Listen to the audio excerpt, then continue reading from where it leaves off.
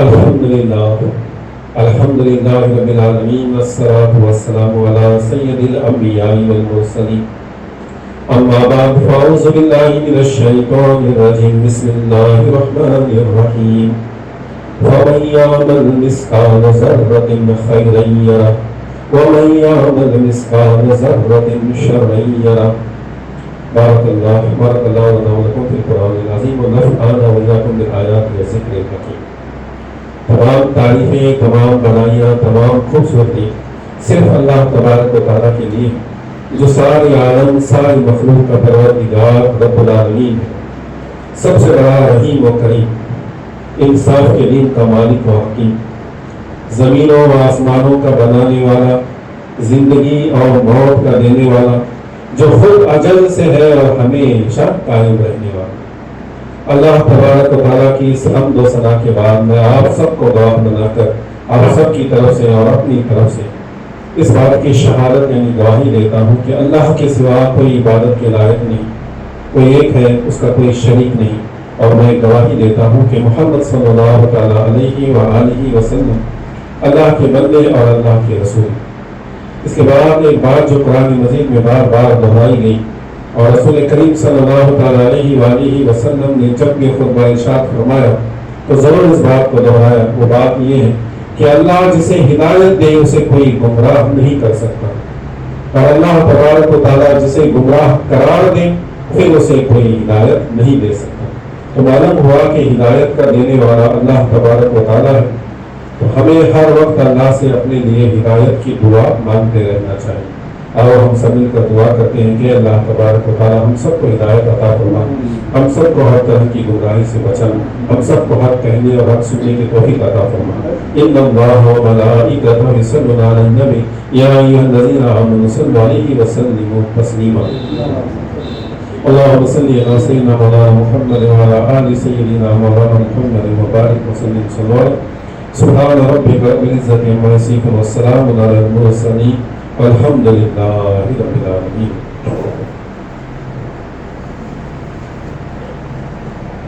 الحمدللہ آج کی یہ جمعہ جو ہم بیان سماعت فرمانے والے، ظاہر ہے کہ 2 دن کل عید میلاد النبی کی کا جلوس تھا اور عید میلاد النبی ہو کر یہ پہلی جمعہ ہے، تو شان حضور صلی اللہ تعالیٰ علیہ وسلم کی شان میں کچھ گفتگو کریں گے اس نیت کے ساتھ کہ حضور کی شان، ان کی مرتبہ، ان کا رتبہ، ان کی فضیلت سننے سے ہمارے ایمان کو تازگی ملے گی اور ہمارے عشق رسول میں اور مزید اضافہ ہوگا۔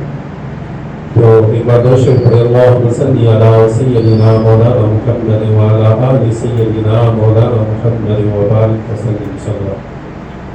ایک درود شریف کی فضیلت میں ایک حدیث شریف ہے جو ماہ رمضان میں کہی جاتی ہے، اس کے اندر رمضان کی فضیلت بھی، اپنے ماں باپ کی خدمت کی فضیلت بھی بیان کی گئی اور ساتھ میں حضور صلی اللہ تعالیٰ علیہ وآلہ وسلم کی فضیلت اور عظمت بھی اس کے اندر شامل ہے۔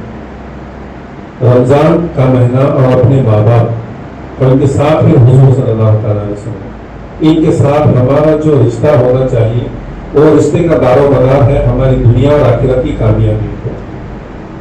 اس حدیث مبارکہ میں اور اس فضیلت میں ہے کہ حضور صلی اللہ تعالیٰ علیہ وسلم ممبر پر چڑھ رہے تھے خطبہ دینے کے لیے، تو پہلی سیڑھی پر جب قدم رکھا تو آپ نے آمین کہا، پھر دوسری سیڑھی پر قدم رکھا تو پھر آپ نے پھر آمین کہا، تیسری سیڑھی پر آپ نے قدم رکھا تو پھر آمین کہا۔ مسجد نبی کا جو ممبر ہے وہ تقریباً 11 یا 12 سیڑھیوں کا ممبر ہے، اونچا ممبر۔ اپنے یہاں مسجد میں 3 سیڑھیوں کا ممبر ہے، زیادہ تر مسجدوں میں 3 سیڑھیوں کا ہوتا ہے، کہیں کہیں 5 7 کا بھی ہوتا ہے۔ حضور صلی اللہ علیہ وسلم کا جو ممبر ہے وہ 12 سیڑھیوں کا تھا، تو پہلے 3 سیڑھیوں پر قدم رکھتے تھے آپ آمین فرماتے۔ صحابہ کرام نے عرض کی کہ یا رسول اللہ، آپ یہ حسب معمول کے خلاف، اپنا جو روز کا معمول ہے اس کے خلاف آپ نے یہ عمل کیا، اس کی کیا وجہ ہے؟ تو آپ صلی اللہ تعالیٰ علیہ وسلم نے فرمایا، جیسے ہی میں ممبر پر چڑھ رہا تھا، پہلے سیڑھی پر میں نے قدم رکھا تو جبریل امین میرے پاس آئے اور وہ دعا کر رہے تھے کہ اللہ تبارک و تعالیٰ، خاک آلود ہو وہ شخص جس نے ماہ رمضان کا مہینہ پایا اور اس کی تعظیم نہ کی۔ تو میں نے کہا آمین۔ پھر دوسری سیڑھی پر جب قدم رکھا تو جبریل امین نے دعا کی کہ خاک آلود ہو وہ شخص جس نے اپنے ماں باپ کو پایا اور انہیں راضی نہ کیا. تو میں نے کہا کہ آمین. تیسری سیڑھی پر جب میں نے قدم رکھا تو اس نے کہا کہ خاک آلود ہو وہ شخص جس کے سامنے آپ کا نام لیا گیا اس نے آپ پر درود نہ پڑا. بہت پڑھی اللہم صلی علی سیدنا مولانا محمد وعلی آل سیدنا مولانا محمد مبارک وسلم صلوات. حضور فرماتے ہیں اس پر بھی میں نے آمین کہا. آپ اندازہ فرمائے کہ ایک ذلیل القدر فرشتہ خود دعا کر رہا ہے اور تمام نبیوں کے سردار جس کی دعا پر آمین کر رہے ہیں. وہ دعا یقیناً قابل قبول ہوگی. اللہ کی بارگاہ میں وہ دعا یقیناً قابل قبول ہوگی. اور ہماری لیے نصیحت کیا ہے کہ ماہ رمضان کا مہینہ آئے تو اس کی تعظیم کرنا ہے, اس کے روزے رکھنا ہے, اس میں عبادتیں کرنی ہے اور رمضان کو اللہ کو راضی کرنا ہے. اور جس نے ایسا نہیں کیا تو اس کے لیے پھر جبریل امین کی دعا ہے کہ خاک آلود ہو وہ شخص, یعنی وہ تباہ و برباد ہو جائے شخص. جبریل امین کہہ رہے ہیں اور حضور اس پر آمین کہے. تو کتنی بڑی وعید ہے ان کے لیے جو رمضان کا مہینہ پاتے ہیں اس کی تعظیم نہیں کرتے. اور پھر دوسرے سیڑھی پر کہ جس نے اپنے ماں باپ کو پایا اور ان کی تعظیم نہ کی, ان کی خدمت نہ کی, انہیں راضی نہ کیا, وہ شخص بھی خاک آلود ہو. جبریل امین دعا کر. ہمیں اس سے یہ بھی نصیحت دینی کہ اپنے ماں باپ کی خدمت کرنا ہے, انہیں راضی کرنے کی کوشش کرنی ہے. اور جنہوں نے اس کو کیا تو مان لو کہ ان کے لیے دنیا بھی اور آخرت دونوں بھی کامیابی کی ان کے لیے بشارت ہے.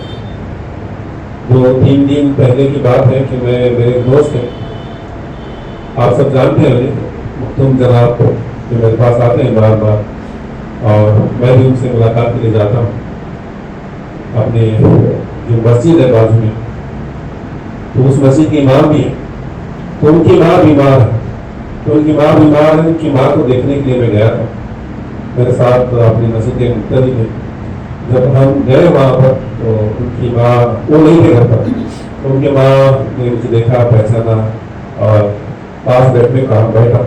بیٹھنے کے بعد انہوں نے کہا کہ اس کے اندر گرم پانی ہے, ایک بوتل کی طرف اشارہ کیا, اس میں ٹھنڈا پانی ہے, دونوں کو ایک جگہ کر کے تھوڑا سا مجھے دم کر کے دو. کیونکہ وہ جانتے ہیں کہ میں جب جاتا ہوں تو دعا اور دم. تو انہوں نے کہا ٹھیک ہے. پھر دم کر کے پانی پلایا تو پانی پیا انہوں نے. اور پانی پینے کے بعد انہوں نے جو بات کہی وہ بات میں سمجھتا ہوں کہ ہمارے دوست کے لیے بہت بڑا قیمتی سرمایہ ہے. ان کی ماں نے خود کہا کہ میرے بیٹے نے میری بڑی خدمت کی, میرے بیٹے نے میری بڑی خدمت کی, مجھے کچھ نہیں دکھایا اور جب سے میں بیمار ہوں میرے پاس ہی سوتا. وہ آپ کی محفل میں وغیرہ جا کر دیر سے آنے کا ان کا معمول تھا, سب کچھ بند کر دیا ہے اور اپنی ماں کی خدمت. جب ماں کہہ رہی ہے کہ میرے بیٹے نے میری خدمت کی ہے تو مان لو کہ اس کی ماں راضی ہے. ماں راضی ہے تو اللہ بھی راضی ہے. ماں راضی ہے تو اللہ بھی راضی ہے. ماں کی زبان سے یہ الفاظ نکلنا, ہم چاہے نہ کہیں کہ میں نے میری ماں کی خدمت کی, باپ کی خدمت کی, لیکن ماں اور باپ کہیں کہ میرے بیٹے نے خدمت کی. تو میرے دوست نے ایک بہت بڑا قیمتی سرمایہ ان کے پاس ہے. ان کی بات سن کر دل میں رشک ہوا اپنے دوست پر کہ کیسی خدمت کی اور اپنی ماں کو راضی کر لیا. اور ماں کو راضی کرنے کا مطلب اپنے رب کو راضی کرنا. تو جسے ماں اور باپ ملے تو ان کی خدمت کرنی چاہیے. اور ایک خدمت کا موقع بھی ہر ایک کو نہیں ملتا. ماں باپ کے 2 بیٹے 4 بیٹے ہوتے ہیں, لیکن ماں باپ بھی کسی ایک بچے کو پسند کرتے ہیں اور اسے خدمت کا موقع دیتے ہیں. یہ اللہ کی نعمتیں ہوتی ہیں, اس کے اندر ہم کچھ رقم نہیں دے سکتے, لیکن جتنا ہو سکے ہم اپنے ماں باپ کی تعظیم کرنا ہے اور ان کی خدمت کرنے کی کوشش کرنی ہے. کیونکہ ہمارے سامنے قرآن مجید کا ایک پوری کی پوری سورت ہمارے سامنے موجود ہے. سورہ یوسف, سورہ یوسف میں یوسف علیہ السلام کے بعد ان کے 12 بیٹے تھے. تو سب سے زیادہ وہ اپنے یوسف سے محبت کرتے تھے. یہ فطری تقاضا ہے, بیٹے انہی کے تھے, چاہے تو سب کے ساتھ برابر محبت کرتے ہیں, لیکن ایسا ہوتا نہیں ہے. اللہ تبارک و تعالیٰ ہر ایک شخص کے دل میں ایک کیفیت ڈال دیتا ہے اور اس کے تحت ہی معاملات ہوتے ہیں. انہیں یوسف علیہ السلام سے محبت تھی اور ان کا بڑا بیٹا یہودا. ہر ایک کی قسمت میں جو ہے یوسف بننا نہیں ہوتا. ہر ایک شخص جو ہے یوسف علیہ السلام کی قسمت لے کر نہیں جاتا.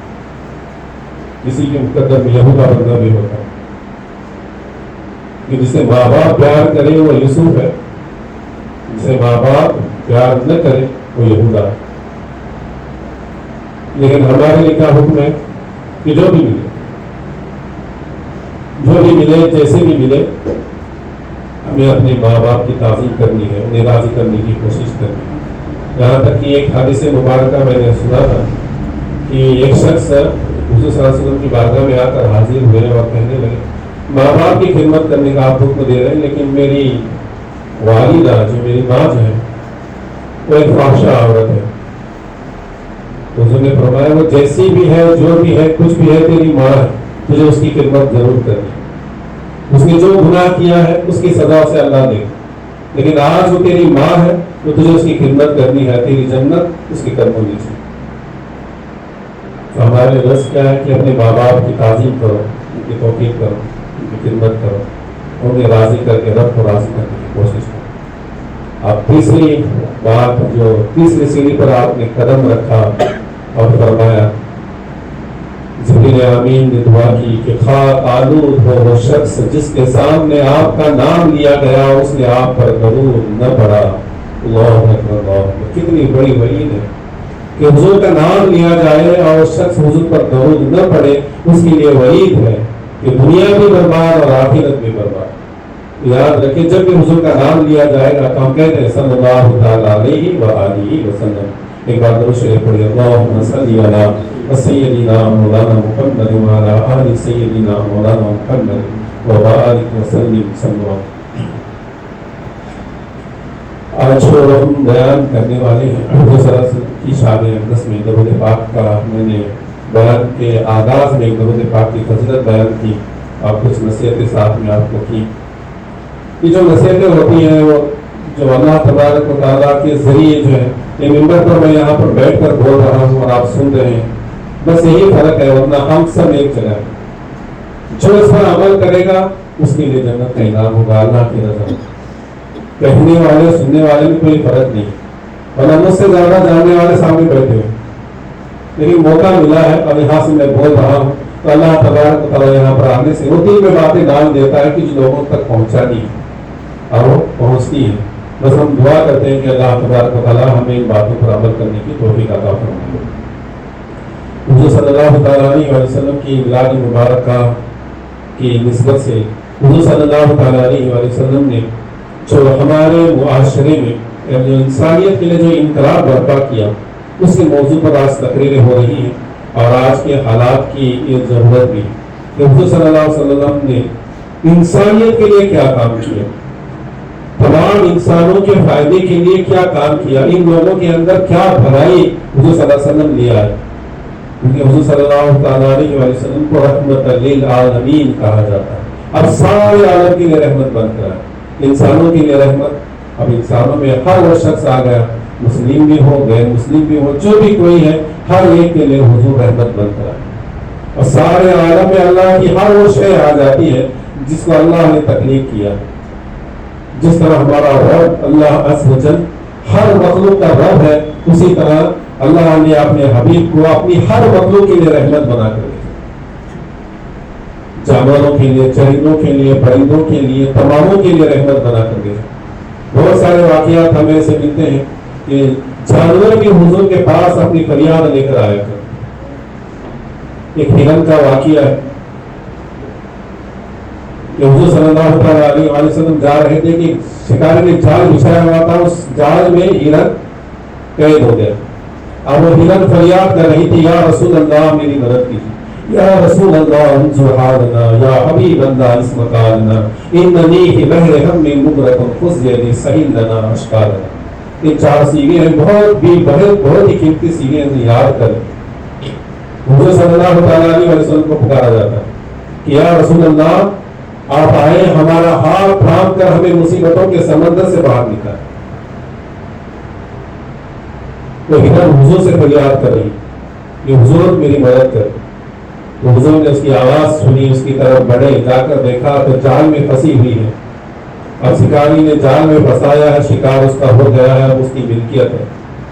یہ عربوں کا رواج تھا، وہاں کا دستور تھا، شکاری شکار کیا کرتے تھے، جانور اس کے جال میں پھنس گیا تو اب اس کی ملکیت ہے۔ اس نے شکار کر لیا، اس کی ملکیت ہے. اب وہ جانور حضور کی بارگاہ میں فریاد کر، کسی اور کی بارگاہ میں فریاد نہیں کر سکتا. حضور کو اللہ نے ہر وہ معجزہ عطا فرمایا جو سابقہ انبیاء علیہ السلام کو عطا کیا گیا. حضرت سلیمان علیہ السلام کو جانوروں کی بولیاں سکھائی گئی تھی، تو ان سے بڑھ کر ایک معجزہ حضور میں موجود تھا. حضور ہر ایک جانور کی بولی سمجھتے. جب اس ہرن نے فریاد کی کہ یا رسول اللہ میری مدد کریں، حضور نے فرمایا کہ میں تمہاری کیسے مدد کروں؟ تو کہنے لگی کہ پاس میں ایک گار ہے، اس گار میں میرے بچے ہیں، میں انہیں دودھ پلانا چاہتی ہوں، میں انہیں دودھ پلا کر واپس آ جاؤں. اب شکاری نے پکڑا ہے تو میں اس کی ملکیت ہوں، لیکن آپ مجھے کچھ دیر کے لیے چھوڑ دیں تاکہ میں جا کر ان بچوں کو دودھ پلاؤں اور پھر واپس آؤں. حضور نے کہا ٹھیک ہے. جال کو کھولا، اس ہرن کو چھوڑ دیا. اتنے میں شکاری آیا، کہنے لگے تم نے کیا کر دیا؟ میرا ہاتھ آیا ہوا شکار چھوڑ دیا. تو حضور نے کہا کہ مت گھبرا، میں اس کا ضامن ہوں، جب تک وہ ہرن واپس نہیں آتی میں یہاں پر کھڑا ہوں. اس ہرن نے مجھ سے وعدہ کیا ہے کہ اپنے بچوں کو دودھ پلا کر واپس آئے. تو شکاری بھی کہنے لگا کہ یہ کیا آپ کہہ رہے ہیں، یہ انہونی بات کہہ رہے ہیں. کیا کوئی گیا ہوا شکار بھی واپس آتا ہے؟ کوئی جانور بھی کسی سے وعدہ کرتا ہے؟ انسان وعدہ پورا نہیں کرتا، جانور کہاں سے وعدہ پورا کرے؟ حجت کرنے لگا. حضور نے کہا کہ اطمینان رکھ، میں ضامن ہوں. کچھ دیر کھڑے تو اتنے میں ہرن اپنے بچوں کو دودھ پلا کر، ہرن اپنے دونوں بچوں کو لے کر حضور کی بارگاہ میں آئے اور حضور کے قدموں پر اپنا سر رکھ دیا. یہ منظر دیکھ کر حضور نے اس ہرن کے سر پر ہاتھ پھیرا اور شکاری سے کہا کہ لے تیرا شکار آ گیا. تو شکاری بھی کہنے لگا کہ آپ مجھے شکار نہیں چاہیے، میں بھی آپ کے جو ہے حسن اخلاق کا شکار ہو گیا، آپ مجھے بھی کلمہ پڑھ کر اپنے دین اسلام میں داخل کر. تو حضور نے اسے بھی کلمہ پڑھایا، دین اسلام میں داخل کر لیا. اس کے بھی سر پر ہاتھ پھیرا اور ہرن کے سر پر بھی ہاتھ پھیرا اور ہرن سے کہا کہ تو تیرے بچوں کے ساتھ آزاد ہے، جا جنگل میں جا. اور اس شکاری سے کہا کہ تو بھی دوزخ کے عذاب سے آزاد. سبحان اللہ، سبحان اللہ. شریف ہے اللہم صلی علی سیدنا مولانا محمد وعلی آل سیدنا مولانا محمد وبارک وسلم. حضور صلی اللہ تعالی علیہ وسلم ہر ایک کے لیے رحمت بن کر آئے، تو انسانوں کے لیے کیوں کر رحمت نہ؟ ایک یہودی لڑکے کا واقعہ ہے، ایک یہودی لڑکے کا واقعہ ہے کہ حضور صلی اللہ علیہ وسلم کے دور میں ایک عورت، اس کا شوہر مر گیا، وہ ودوا ہو گئی، اس کا ایک بچہ تھا. تو اس کے دیور نے یعنی اس کے شوہر کے بھائی نے اس کی جائیداد پر قبضہ کر لیا. عورت کا یہ حال تھا، ماحول تھا کہ وہ دوسروں کی جائیداد پر ناحق قبضہ کر لیتے تھے. مرد مر جاتا تھا تو عورت کو کوئی اہمیت حاصل نہ ہو. عورت ہے، اس کا بچہ ہے، لیکن اس کے شوہر کے بھائی نے اس کی جائیداد پر قبضہ کر لیا اور اس کی ماں اور بچے کو گھر سے نکال دیا. اور گھر سے باہر جا کر، شہر سے باہر کہیں ایک جھوپڑا بنا کر وہ رہنے لگی اور جو تو اپنا گزر بسر کرنے لگی. بچہ ابھی اس قابل ہو گیا کہ کچھ چل پھر سکے، سمجھ بوجھ آ گئی. اس نے اپنی ماں کی طرف دیکھا کہ اس کی ماں کی چادر پھٹی پرانی ہو گئی ہے، بوسیدہ ہو گئی. وہ ماں سے کہتا ہے کہ ماں تمہاری چادر تو بہت بوسیدہ اور پھٹنے کو ہو گئی ہے، میں تمہارے لیے چادر لے آتا ہوں. ماں نے کہا کہاں سے لاؤ گے؟ کہنے لگا میں اپنے چچا کے پاس جاؤں گا. ماں کہنے لگی کہ مت جا اپنے چچا کے پاس، اس نے اپنی جائیداد پر قبضہ کر لیا ہے، تجھے مارے گا، ڈانٹے گا، تجھے کچھ نہیں دے گا، مت جاؤ وہاں پر. تو کہتا ہے نہیں، میں اپنی جائیداد مانگنے نہیں جا رہا، میں اپنے چچا سے اپنی جائیداد مانگنے نہیں جا رہا، بلکہ تمہارے لیے صرف ایک چادر مانگ کر لے آؤں گا، مجھے اور کچھ نہیں چاہیے. ماں منع کرتی رہی، لیکن پھر بھی یہ چاچا کے پاس پہنچا تو چچا اپنے دوستوں کے ساتھ شراب کی محفل سجائے ہوئے بیٹھا. جیسے ہی اپنے اس بھتیجے کو آتے ہوئے دیکھا تو غصے سے بوکھلا گیا اور بڑبڑانے لگا، گالیاں دینے لگا اور دھکے دے کر اس بچے کو نکال دیا، چادر کر دی. بچہ روتا ہوا باہر آیا اور روتا ہوا جا رہا تھا کہ ایک مسلمان صحابی سے اس کی ملاقات ہوئی. تو صحابی نے کہا کہ یہ بچے کیوں رو رہا ہے؟ بچہ کہتا ہے کہ میں اپنی ماں کے لیے چادر مانگنے گیا تھا، لیکن میرے چچا نے مجھے گالیاں دے کر، دھکے دے کر نکال دیا. صحابی نے کہا کہ تم مت گھبرا، پھر چھوٹا نہ کر، میں تجھے ایک ایسے شخص کا پتہ بتاتا ہوں جو اللہ کی طرف سے رحمت بن کر آیا ہے. تو اس کے پاس جاؤ، ضرور تیری مدد کرے۔ ان کا نام محمد صلی اللہ تعالیٰ علیہ وآلہ وسلم۔ بچہ پتہ پوچھتا ہے اور پہلے اپنی ماں کے پاس جاتا ہے اور ماں سے جاتا ہے ماں کے پاس، بچہ رو رہا ہے، ڈرا ہوا ہے۔ ماں اسے اپنے دونوں ہاتھوں سے پکڑتی، اس کے کندھوں کو پکڑتی ہے، پوچھتی ہے کہ بیٹا میں نے تجھے منع کیا تھا، کیوں گیا، کیا ہوا؟ تو بچہ روتے روتے کہتا ہے کہ ماں تم نے سچ منع کیا تھا، چچا نے مجھے دھکے دے کر گالیاں دے کر نکال دی۔ ماں اس کے آنسو پوچھتی ہے اور کہتے کہ میں تجھے پہلے ہی کہا تھا کہ مت کر۔ تو بچہ کہتا ہے کہ ماں تو مت گھبرا، مجھے ایک ایسے شخص کا پتہ ملا ہے جو سارے لوگوں کے لیے رحمت بن کر آیا ہے۔ مجھے ایک شخص کا پتہ مل گیا، میں اس کے پاس جاؤں گا، تمہارے لیے چادر لے آؤں گا۔ وہ کہتے ہیں وہ کون ہے؟ چچا نے نہیں دیا، دوسرا کون تجھے چادر دے گا؟ کیا نام ہے اس کا؟ وہ کہتا ہے اس کا نام محمد صلی اللہ تعالیٰ علیہ وآلہ وسلم۔ تو ماں نے اپنے بچے کو پیار سے پکڑا ہوا، کندھے دونوں پکڑے ہوئے، اپنے بچے کو دھکیلتی ہے اور کہتی ہے خبردار اس کے پاس مت جانا۔ محمد نیا مذہب لے کر آیا ہے، وہ کہتا ہے اللہ یہ کہ اس کے سوا کسی کی عبادت نہیں کرنی، وہ ہمارا اپنا پرانا مذہب ہم سے چھین لے گا، ہمیں اپنا مذہب چھوڑنا پڑے گا، اب مجھے اپنے مذہب کی قیمت پر وہ چادر نہیں چاہیے۔ وہ بچہ کہتا ہے کہ نہیں ماں، میں اپنا مذہب نہیں چھوڑوں گا، میں اپنا دین نہیں چھوڑوں گا، میں ان کی بات نہیں سنوں گا، لیکن لوگوں نے مجھے کہا ہے کہ وہ بڑے رحیم ہیں، ہر ایک پر رحم کرتے ہیں، میں ان کے پاس تمہاری چادر مانگنے کے لیے جاؤں گا۔ ماں منع کرتی ہے، پھر بھی وہ بچہ حضور کی بارگاہ میں پہنچتا ہے۔ حضور صلی اللہ تعالیٰ علیہ وآلہ وسلم تمام صحابہ کرام کے ساتھ جلوہ افروز ہے، وہ بچہ آتا ہے روتے ہوئے آ رہا ہے۔ حضور صلی اللہ تعالیٰ علیہ وآلہ وسلم نے کہا کہ اے بچے کیوں روتا ہے، آ میرے قریب آ، تجھے کیا چاہیے، کیا تیری حاجت ہے؟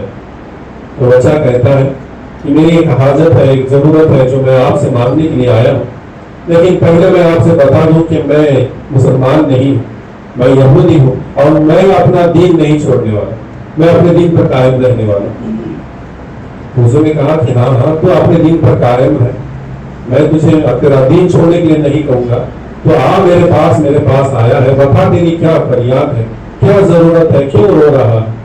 تو بچہ کہتا ہے روتے روتے کہ میری ماں کی چادر پھٹ گئی تھی، بڑی پرانی ہو گئی تھی، میں مانگنے کے لیے میرے چچا کے پاس گیا تھا تو میرے چچا نے مجھے دھکے دے کر گھر سے باہر نکالا۔ حضور صلی اللہ تعالیٰ علیہ وسلم فرماتے ہیں کہ کیسا چچا ہے کہ جو اپنے بھتیجے کو دھکے دے کر نکالتا ہے؟ ایک میرا بھی چچا ہے جس نے میری آج تک پرورش کی ہے، اپنے بچوں سے زیادہ مجھے کھلایا، اور جو انگلی بھی میرے طرف اٹھی ہے اس انگلی کو اپنے ہاتھوں سے مروڑ کر توڑا ہے۔ یہ کیسا چچا ہے تیرا؟ آ میرے پاس آ، اور کہتے کیا چاہیے تجھے؟ وہ کہتا ہے کہ مجھے ماں کے لیے چادر چاہیے۔ تو حضور صلی اللہ تعالیٰ علیہ وسلم نے اپنے کندھے پر کی چادر اتار کر اس بچے کو دی۔ وہ بچہ چادر لے کر اپنی ماں کے پاس آتا ہے، ماں کہتی ہے، غصے سے دیکھ رہی ہے اس کی طرف، تو گیا اور چادر لے کر آیا، کیا اپنا دین بیچ کر چادر لے آیا ہے؟ گاؤں سے کاٹ رہی۔ تو بچہ کہتا ہے کہ نہیں ماں، میں دین بیچ کر نہیں لایا، میں ان کے پاس گیا تو انہوں نے مجھے کچھ نہیں کہا، مجھے دین چھوڑنے کو نہیں کہا، اپنے دین کے بارے میں کچھ نہیں بتایا، بس مجھ سے پوچھا کہ تیری کیا ضرورت ہے؟ میں نے کہا مجھے چادر چاہیے، انہوں نے فوراً چادر اٹھا کر مجھے دے دی اور بھیج دی۔ ماں کی آنکھوں میں آنسو آ جاتے ہیں، ماں اس کے سامنے آ کر بیٹھ جاتی ہے اور پھر دونوں ہاتھوں سے اس کے کندھوں کو پکڑتی ہے اور پوچھتی ہے کہ بیٹا کیا تجھے انہوں نے کہا کہ اسلام قبول کر؟ کہتا ہے کہ نہیں۔ پوچھتی ہے کیا انہوں نے کہا کہ تجھے اپنا پرانا مذہب چھوڑنے کو کہا؟ بچہ کہتا ہے کہ نہیں ماں، انہوں نے کچھ نہیں کہا، بس مجھ سے پوچھا کیا ضرورت ہے، میں نے کہا چادر تو اتار کر دے دی۔ تو ماں کہتی ہے کہ بیٹا پھر ایسے اچھے شخص کا ہمیں مذہب قبول کرنا چاہیے، چل تو بھی مذہب قبول کر، میں بھی قبول کر، اور دونوں دین اسلام میں داخل۔ یہ حضور صلی اللہ تعالیٰ علیہ وسلم کے اخلاق، حضور صلی اللہ علیہ وسلم کے کردار، یہ حضور صلی اللہ تعالیٰ علیہ وسلم نے یہ کردار اپنے آپ میں پیش کر کے ہمیں کیا سبق دیا کہ اے مسلمانوں دیکھ لو، اگر کوئی بھوکا تمہارے پاس آتا ہے تو پہلے اس کی بھوک کو مٹاؤ، کیونکہ بھوکے کا کوئی مذہب نہیں ہوتا، ضرورت مند کا کوئی مذہب نہیں ہوتا، بھوکا بھوکا ہوتا اس کی بھوک کو مٹاؤ، پیاسا پیاسا ہوتا اس کی پیاس کو مٹاؤ۔ मजहब बात की बातें। तो ऐसा प्यारा और ऐसा अच्छा दीन हुजूर सल्लल्लाहु तआला अलैहि वसल्लम ने सारी दुनिया के लिए एक रहमत बनकर जो आए थे, तो सारा ये दीन जो है सारी इंसानियत के भलाई का दीन। लेकिन आजकल हमें हम देख रहे हैं कि लोग हुजूर सल्लल्लाहु तआला अलैहि वसल्लम पर उंगलियां उठाते हैं। क्यों उठाते हैं उंगलियां? उनकी दुश्मनी हमसे है। आजकल के जो मुसलमान हैं, इन्होंने अपने किरदार का मियार वो नहीं रखा जो हुजूर सल्लल्लाहु अलैहि वसल्लम ने हमें दिया।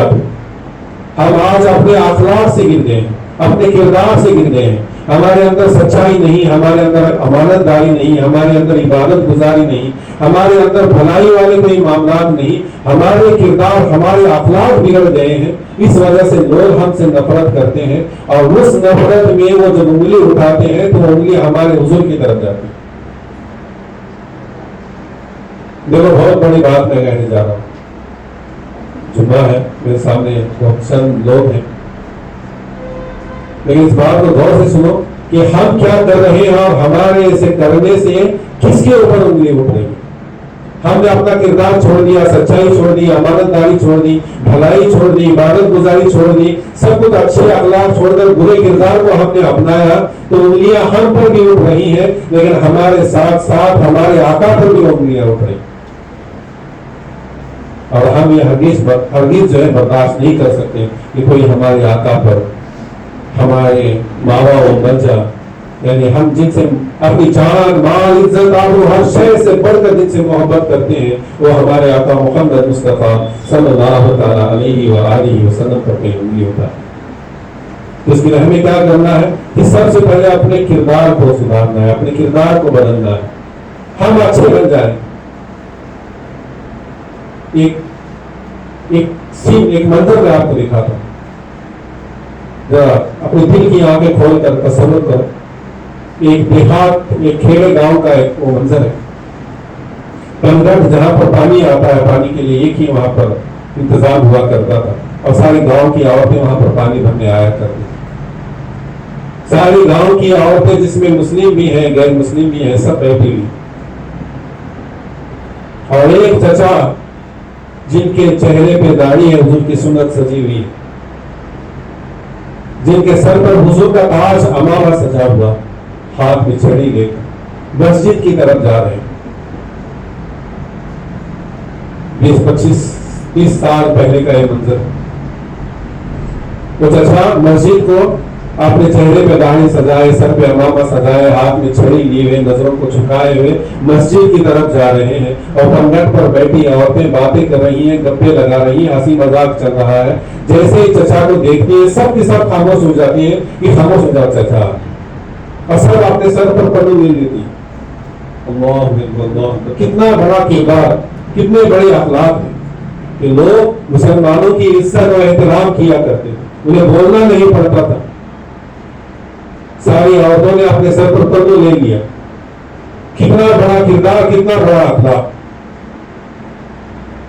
और आज हम मुसलमानों का ये हाल, माहौल बन चुका है कि औरतें अपने मुंह को छिपा लेती हैं जहां से मुसलमान गुजरते। हमारे अखलाक, हमारे किरदार बिगड़ जाए तो हम पर भी उंगलियां उठेंगी और साथ में हमारे हुजूर पर भी उंगलियां उठेंगी। इसलिए पहले अपने अखलाक, अपने किरदार को बदलो। ये बहुत बड़ी बातें हैं। मैं इस छोटे से मस्जिद से आपके सामने पहुंचा रहा हूँ और इसके साथ उम्मीद भी कर रहा हूँ कि अगर ये बातें आपको पसंद आ गई, आपके दिल में उतर गई कि नहीं, हमें अपने किरदार को सुधारना है, हमें अच्छा मुसलमान बनना है, ऐसा मुसलमान बनना है कि जैसे मुसलमान की लोग इज्जत किया करते थे, ऐसा मुसलमान बनना है जिसे अल्लाह पसंद करे कि मैं ऐसा बंदा से बनाना चाहता था और ऐसा बंदा बन गया। ऐसा हम उम्मती बनने की कोशिश करेंगे जैसा हुजूर अपनी उम्मतियों को बनाना चाहते थे। हम ऐसे उम्मती बन जाए कि हुजूर कहे कि ये मेरा उम्मती है। हम ऐसे बंदे बन जाए कि अल्लाह कहे ये मेरा बंदा है। हम ऐसे मुसलमान बन जाए कि लोग कहें कि वो देखो मुसलमान, अल्लाह की इबादत करने वाला, अल्लाह वाला जा रहा है। अब ऐसे लोगों की मज़ारें बनी हुई है, दरगाहें बनी हुई है। हज़रत शमना मिरा, हज़रत जहन्या बाबा, ये वो लोग थे जिन्हें देख कर मुस्लिम भी और गैर मुस्लिम भी जो है ताजीम से अपने सर को झुका लिया करते थे। آج ہم ان کے نقشے قدم پر چلنا چھوڑ دیا ہے تو ہماری حالت جو ہے خستہ حالی کی طرف ہم بڑھتے جا رہے ہیں۔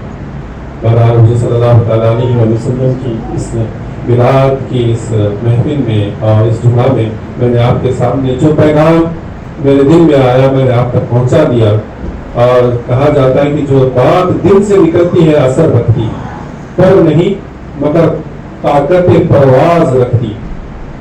اس بات کو پر نہیں ہے لیکن پرواز کرنے کی، اڑ کر عرش تک جانے کی طاقت رکھتی۔ دل سے بات نکلی ہے آپ تک پہنچائی ہے، اگر آپ کے دل میں اتر جائے تو اس پر عمل کریں، اور عمل کرنے کے ساتھ ساتھ اس بات کو دوسروں تک بھی ضرور پہنچائیں۔ یہی آج